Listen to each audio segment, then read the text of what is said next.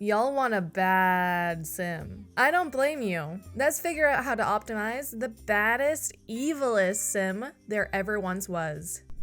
Hey, how are you today? Ever since my Super Sim video, I've been curious about how to create a sim that was pretty much the exact opposite. How do we create a sim that is perfectly evil? Well, I think I figured it out. Maybe. Please keep in mind that for this video, we're going to be talking about normal sims, not vampires, spellcasters, or servos. Just regular old sims. So, let's get to the good. Or should I be saying the bad?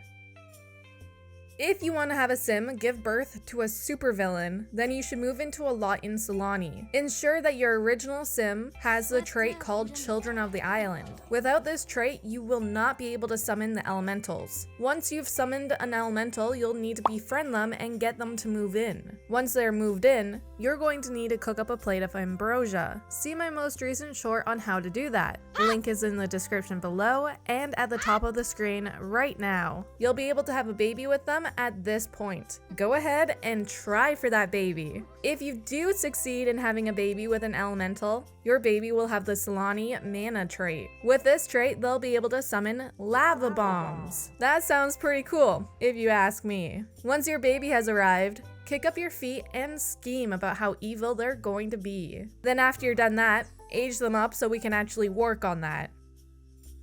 Now that they're a toddler, we can work on their skill levels. Despite the fact that this sim is going to be evil, I still think we should strive to level up their skills so they can earn the top-notch toddler or the happy toddler trait. To get the top-notch toddler trait, you'll need to max out all of their skills. This bonus trait will increase their skill gains by 25%. Or you could get the happy toddler trait, which is when you get all of their skills to level 3. This bonus trait will increase their skill gains by 10%. Honestly, both of them are good, and if you get happy toddler instead of top notch, it's fine, it's good. Don't worry about it. As soon as you age that little supervillain up, you can get to work on making them truly evil. Since you can choose a trait now, I recommend choosing either evil, mean, kleptomaniac, perfectionist, self-assured, or genius. Once again, I don't see any reason why we shouldn't complete the childhood aspirations for these little supervillains. By finishing the aspirations, you'll be receiving a 20% boost in each category. Completing the artistic prodigy, you'll get a nice little boost to all creative skills in adulthood. The Whiz Kid aspiration will give you a boost to any skills that utilize the focused emotion. Social Butterfly and Rambunctious Scamp will also give you a nice boost to your social and fitness skill, but it's not as useful as the other two. If you don't have time to complete all 4 of them, then I highly recommend completing the first 2 and not the last 2. If you own Parenthood, then you have access to another element for your supervillain. Character values. Essentially, you want this child to be the rudest child ever. You want each trait to be in the red, which kind of hurts my heart a little bit because I strive to make all my children be in the green. But this time around, you want it to be in the red. Don't forget that you don't need to complete this right away. Your score for each character value will still be there once they become a teenager. It gets finalized when your teen ages up into adulthood. Once they age up to adulthood, if each character value is in the negative, you'll be receiving a few bonus traits. Bad manners, irresponsible, argumentative, insensitive, and uncontrolled emotions. I have to admit, some of these negative bonus traits from the character values are not as useful as the positive ones. I guess they're not supposed to be. For example, irresponsible might get annoying if you actually want your sim to have a career due to the fact that they'll get uncomfortable at work. If you own Get Famous, this is the perfect time to start your villain's rise to stardom. You can easily do this by purchasing a few drones in build buy mode.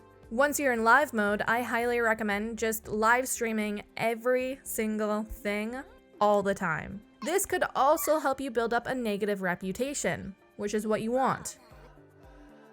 As soon as your sim has their birthday, you can choose another trait. Once again, I recommend perfectionist, evil, mean, self-absorbed, paranoid, snob, kleptomaniac, or self-assured. Moreover, you don't just select new traits. You can choose your first aspiration. I highly recommend choosing either Villainous Valentine or Public Enemy. You could choose Chief of Mischief, but it doesn't seem as evil as the other two. When you choose any of these, you'll receive the bonus trait called Dastardly. With this, you'll have a higher success rate for mischief or mean interactions. When you complete the aspiration, which you don't need to do as a teenager, you'll receive the mastermind trait. This means you'll have more success in making other Sims angry or sad. You'll also have access to new interactions like vicious rumor, seeds of doubt, and subtly debase. They all have very powerful negative moodlets attached to them. You could get your sim to join scouts if you have seasons. This is because if you finish all the badges, you'll have a 25% skill boost. However, this doesn't feel like the right club for an evil sim to join, so I don't really recommend it. Honestly, I want to tell you to not care about school, but I can't. If you own Discovery University and you plan on going to post-secondary education, then you should care about school. Keep their grades up throughout their teens and you'll be able to apply to some good uni programs. In addition, it's a good idea to level up their fitness, logic, and mischief so you can apply for the best programs. Alrighty, your sim is now an adult. You can choose your final trait. I would choose between perfectionist, goofball, evil, mean, self-absorbed, paranoid, snob, kleptomaniac, or self-assured. Fun fact, when you give your sim the perfectionist trait, you might find them tossing away non-perfect paintings and food, which could get pretty cruel if you do it to a roommate or a family member. You know what I mean, Jellybean? When you have the evil trait, you actually get to do some wild stuff. Like, at level 5 of the mischief skill, you could clog toilets and showers. I suggest playing around with the voodoo doll, that's pretty fun. When another sim dies near you, your sim will have a happy moodlet from witnessing a death, which is kinda messed up a little bit, you know? You could even laugh at their tombstone afterwards. Did you know that with the evil trait, you can actually bribe your way into uni? You could either use your fame or your money to bribe your way into school. It'll cost you about 2,000 simoleons, but if it works, then it's totally worth it. If you have points to spend at the reward store, I recommend buying Always Welcome, Observant, Shameless, and Carefree. These traits will help your sim experience less negative emotions and will allow them to immediately know the traits of the other sims. This is very useful because now you have a better way of how to target them and give them negative emotions. It might be time to seriously start thinking about university. If you do end up going, you have a few choices for programs. At the University of Brightchester, you could join the Villainary degree and join the Debate Guild. I don't know about you, but having an evil sim in a debate guild sounds like a lot of fun. I think they would enjoy it. On the other hand, at Foxbury, Villainy is a distinguished degree. It's important to note that you do need to have a high level in fitness, logic, and mischief to be able to be accepted into that particular degree. With a Villainary degree, you'll be able to enter the workforce at a higher level.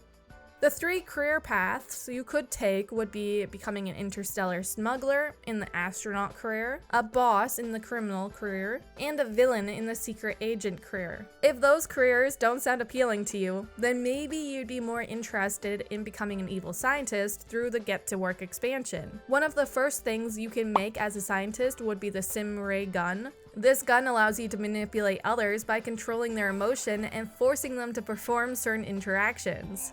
You can also freeze sims with this gun. In addition, later on you'll be able to make a satellite. This will allow you to try to communicate with aliens, which will increase the likelihood of an alien abduction. On top of that, you'll be able to make it so everyone faints, lowers their bladder, cause everyone to start dancing, or give everyone a +3 angry moodlet. Once you completed the Villainous Valentine, Public Enemy, and or Chief of Mischief, Aspirations, you could move on to aspirations that focus on how wealthy you are. There's something about a rich evil sim that feels right to me. If you've actually gotten famous, you probably have a bad reputation. That's okay. That is exactly what we want. Now everyone knows about your sim and how evil they are. They will probably have a hard time meeting new people and becoming friends with them, but do you really care at this point? I don't. Now that you have a sim that's optimized to be evil, what should you do with it? There are various ways you could take it. Maybe a Black Widow challenge could be interesting to try out. You could set up an infamous club where all they want to do are mean interactions, kind of like a cult. Make it your goal to have a negative relationship with anyone your sim comes across.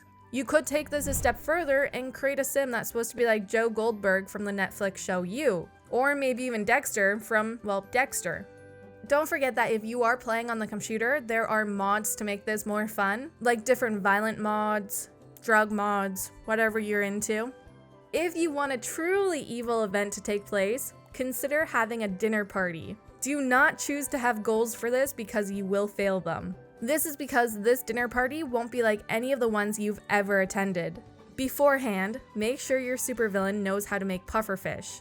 You might see where I'm taking this now. Anywho, you can learn this recipe by eating a pufferfish at a food stall in San Myshuno. Back to the party, make sure your sim isn't a great cook, and then serve up some low-quality pufferfish. And, well, you might have a visit with Grim after dinner is served.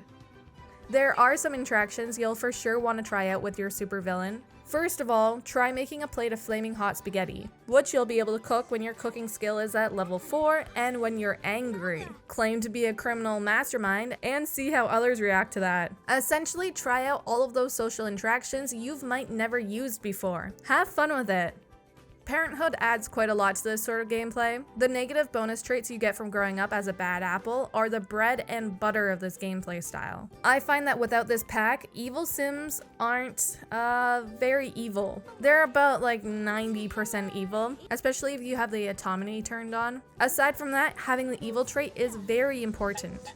Essentially, your sim will gain happy moodlets when they're around others with the negative moodlets, which is what we want, right? For our little evil sims to be happy. Catchy, what about a Sims 4 guide focusing on good sims? If you want to see that, please click the pop-up at the top of the screen right now. I might end up doing a video about creating a super vampire, spellcaster, and mermaid in the future. Let me know if that's something you would like to see. Thank you for watching the Sims 4 guide. If you enjoyed it, it would mean so much to me if you liked the video, subscribe, and click that notification bell. It's nice to know that I'm not just yelling into the void of the internet. I hope you keep being awesome. Thank you again. Bye!